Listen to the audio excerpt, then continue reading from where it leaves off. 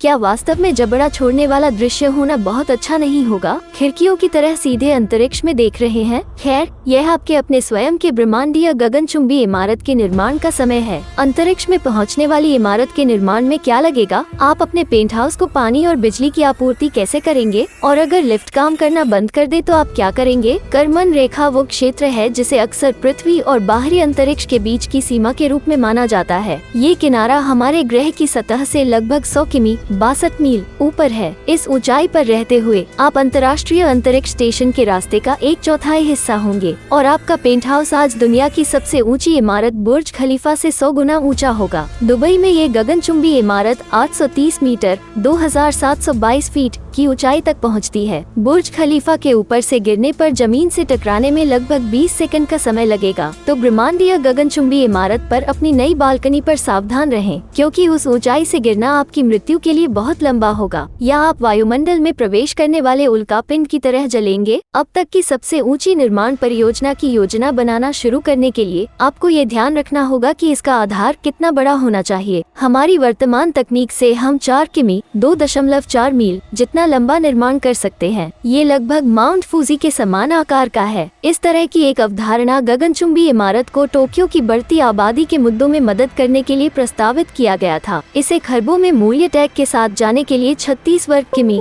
13.8 वर्ग मील जितना बड़ा आधार चाहिए।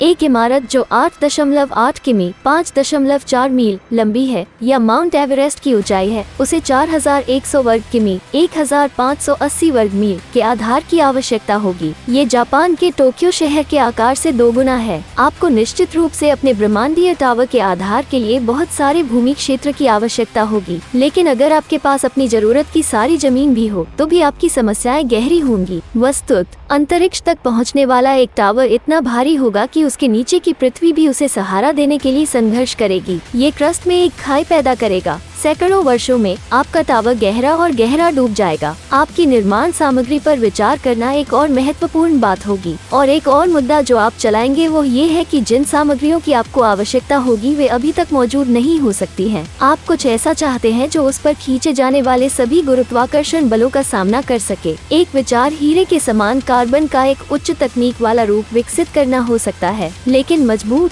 अधिक लचीला और बेहद हल्का। लेकिन हीरे से बना एक लग्जरी स्पेस टावर, हाँ, तुम्हें ये सुनिश्चित करना चाहिए कि तुम्हारे पास उसके लिए बजट है। खिड़कियों के लिए जो आपको सबसे महाकाव्य दृश्य प्रदान करेगी, आप एल्यूमिनियम ऑक्सीनिट्राइड या एलून का उपयोग कर सकते हैं। एल्यूमिनियम, नाइट्रोजन और ऑक्सीजन से बनी यह पारदर्शी सिरेमिक जैसी सामग्री अंतरिक्ष यान की खिड़कियों में इस्तेमाल होने वाले कांच के टुकड़े की तुलना में अधिक टिकाऊ होगी। आपको और आपके सैकड़ों हजारों पड़ोसियों को संरचना की उपयोगिताओं जैसे पानी और रोशनी को चालू रखने के बारे में सोचना होगा। सौभाग्य से आपके लिए अक्षय संसाधनों को काम में लाने का यह एक शानदार अवसर होगा। आप गगनचुंबी इमारत के डिजाइन में पवन टरबाइन बना सकते हैं और बादलों के इतने ऊपर सौर पैनल सूर्य से बहुत सारी कच्ची ऊर्जा को सोखने में सक्षम होंगे। जहाँ तक पानी की बात है, आप इसे सीधे अपने आसपास के आसमान से खींच सकते हैं। शुभमंडल पृथ्वी के लगभग सभी जल वाष्प को धारण करता है, इसलिए आप आसपास के बादलों से वर्षा जल और संघनन एकत्र कर सकते हैं। नीचे हमारे लिए कुछ छोड़ दें।